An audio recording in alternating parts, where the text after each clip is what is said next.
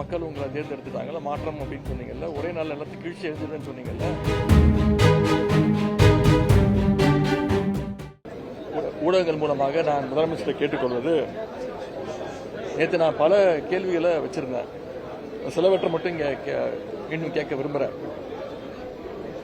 ஆளுநர் சட்டசபைக்கு வரும்போது, இதுதான் மரபு மீறப்பட்டிருக்கு. ஆளுநர் சட்டசபைக்கு வரும்போது ஆரம்பத்தில் தமிழ்த்தாய் வாழ்த்தும், முதல்ல தமிழ்த்தாய் வாழ்த்தும், இறுதியாக நிகழ்ச்சி முடியும் போது இறுதியாக தேசிய கீதமும் பாடுவதுதான் வழக்கம். ஆனால் இந்த முறை ஆளுநர் வரும்போது மரபு மீறப்பட்டு 2 முறை ஏன் தேசிய கீதம் பாடப்பட்டது அப்படின்னு கேள்வி கேட்டேன். இதில் என்ன தப்புன்னு என்ன கேட்டாங்க. தப்பு கிடையாது தான், வாழ்த்துக்கள், தமிழ்த்தாய் முதல்ல பாடிட்டீங்க. ஆனால் தேசிய கீதம் 2 முறை பாடப்பட்டது தப்பு. தமிழ்த்தாயை 2 முறையோ 3 முறையோ நீங்கள் ஒழிக்க வைக்க வேண்டியதானே அப்படின்னு நான் கேள்வி கேட்டேன். அதுக்கு பதில் சொல்லணும். இதுக்கு எந்த விதமான காம்ப்ரமைஸ் அடைஞ்சிருக்கீங்க நீங்களும் ஆளுநரும் அப்படின்னு கேள்வி கேட்டேன். அதற்கு எந்த விதமான ஒரு பதிலும் கிடையாது.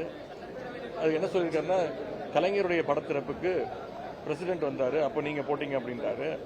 ஒரு முதலமைச்சருக்கு இந்த புரோட்டோகால் கூட தெரியாமல் இருக்கிறது ரொம்ப வருத்தத்திற்குரிய ஒரு விஷயம். பிரசிடென்ட் வரும்போது பிரசிடென்ட்டுக்குன்னு ஒரு புரோட்டோகால் இருக்கு, ஆனால் ஆளுநருக்கு அப்படிலாம் கிடையாது. பிரசிடென்ட்டுக்குன்னு ஒரு புரோட்டோகால் இருக்கு. அந்த புரோட்டோகால் படி தான் அன்றைக்கு அந்த தேசிய கீதம் அன்னைக்கு பாடப்பட்டது. அதே மாதிரி நான் முதல்வன் திட்டம் கிட்டத்தட்ட 41 லட்சம் மாணவர்கள் பயன்பெற்றிருக்கிறாங்க, பல சாதனைகள் செஞ்சிருக்கிறாங்க.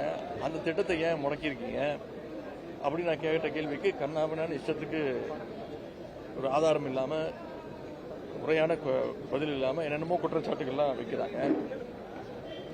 மின்வெட்டு தொடர்பாக கேட்கப்பட்ட கேள்விகளுக்கெல்லாம் மீண்டும் அதான் அவகாசம் கேட்குறாங்க.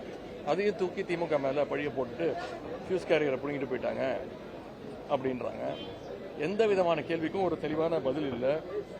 பயிர்க்கடன் தள்ளுபடி, விவசாய போராட்டம் பற்றி கேட்டதுக்கு விவசாயிகள் எல்லாம் திராவிட முன்னேற்ற கழகம் தூண்டிவிட்டு போராட்டத்தில் ஈடுபட சொல்றாங்க அப்படின்னு விவசாயிகளுடைய போராட்டத்தை முழுமையாக கொச்சப்படுத்தி இருக்கிறாரு முதலமைச்சர் அவர்கள். இன்னைக்கு கூட திருவள்ளூர்ல காலைல தொலைக்காட்சியில் பார்த்தா திருவள்ளூர்ல விவசாயிகள் போராட்டம் பண்ணிட்டு இருக்காங்க. ஏன் இந்த விவசாயிகள் போராட்டத்தை திமுக தான் தூண்டி விடுதுன்னு விவசாயிகளை நம்முடைய முதலமைச்சர் அவர்கள் மிகவும் கேவலமாக கொச்சைப்படுத்தி கொண்டிருக்கிறார்.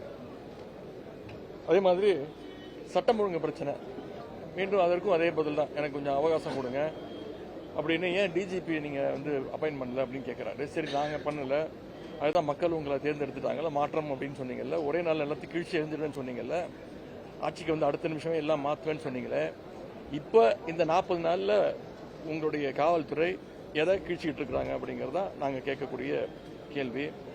ஒவ்வொரு நாளும் வன்முறை சம்பவங்கள் அதிகரிச்சுட்டே இருக்கு. ஒரே நாளில் 24 சம்பவங்கள் நடந்திருக்கு. அதற்கெல்லாம் எந்த விதமான, இன்னும் சொல்லப்போனால் அவங்க ஆளுங்கட்சியை சேர்ந்தவங்களே அனைத்து குற்றச்சாட்டுகளையும் அவங்களே ஈடுபட்டு இருக்கிறாங்க. அதற்கான ஆதாரத்தை நான் இன்னைக்கு உங்ககிட்ட கொடுக்கறதுக்கு தயாராக இருக்கேன். நேற்று சபாநாயகர் ஆதாரம் தான் கொடுங்கன்னாங்க, ஆதாரம் கையில் வச்சிருக்கிறேன், ஆதாரத்தை உங்ககிட்ட கொடுக்குறேன். அதே மாதிரி இப்படி அனைத்திலையும் நாங்கள் யார் தயவுலையும் இல்லை, எங்க தயவுல தான் ஆட்சி நடக்குதுன்னு சும்மா சொல்லாதீங்க, நாங்கள் எந்த தயவுலையும் கிடையாது அப்படின்றாரு. அப்படி இல்லைன்னா ஏன் ஆட்சி அமைஞ்சோடனே போய் அண்ணா திராவிட முன்னேற்ற கழகத்துடைய ஒரு பிரிவு மட்டும் பார்த்தாரு. முதல்ல சோஃபா போச்சு, சோஃபா பின்னாடி இவர் போனாரு. ஒவ்வொரு கட்சி தலைவர் வீட்டுக்கு போகும்போது புது சோஃபா போச்சு, அதெல்லாம் நீங்க பாத்தீங்க. இப்போ அண்ணா திராவிட முன்னேற்ற கழகத்துடைய ஆட்சி அமைஞ்சதுலேருந்து இன்னைக்கு வரைக்கும் ஒவ்வொரு சட்டமன்ற உறுப்பினரை, அதுவும் அங்க கட்சி அலுவலகத்தில் கூட கிடையாது, இங்க சட்டமன்ற வளாகத்திலேயே போய் அமைச்சருடைய அறைகளே போய் கட்சியில போய் சேர்ந்துட்டு இருக்கிறாங்க. இவங்க அமைச்சர் சட்டமன்ற உறுப்பினரை ராஜினாமா பண்ணிட்டு மேல அமைச்சரோட ரூம்லயே போய் கட்சியில சேர்ந்துக்கிறாங்க.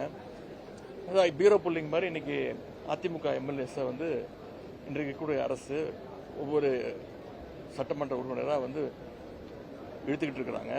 இதற்கெல்லாம் இதெல்லாம் கேட்டதுக்கு தான் எந்த விதமான பதிலும் இல்லாம, ஒரு ஷூட்டிங் ஸ்பாட்டுக்கு ஒருத்தர் வந்தா எப்படி இருப்பாரோ, டயலாக ஃபுல்லாக மகப் பண்ணிட்டு எப்படி பேசி நடிச்சு போவாரோ, அது மாதிரி இன்னைக்கு முதலமைச்சருடைய இந்த உரை அமைஞ்சிருக்குன்னு சொல்லிக்க விரும்புகிறேன்.